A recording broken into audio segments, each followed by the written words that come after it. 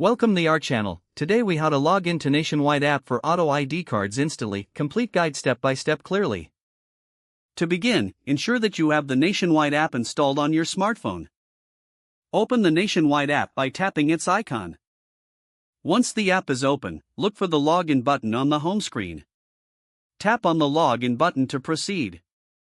You will now be prompted to enter your username. Type in your username in the provided field. Next, enter your password in the password field.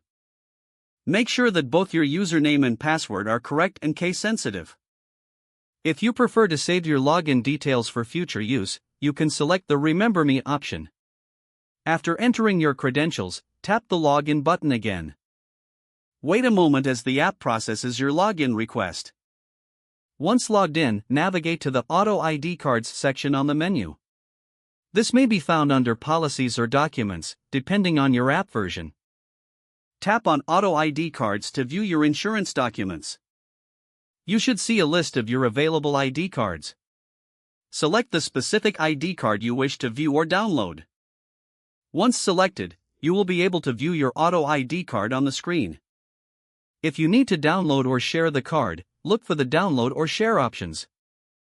Follow the prompts to save or send your Auto ID card as needed. Finally, make sure to log out of your account if you are using a shared device for your security. If the page does not load, refresh the browser or try again in a private or incognito window.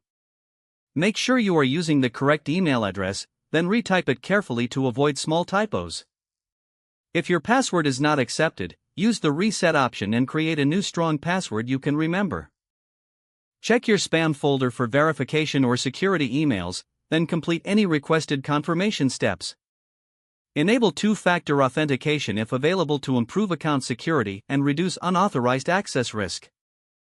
After signing in, review your profile details so your contact information and settings are accurate and current. If you see an error message, note it down and try again after restarting your device and internet connection.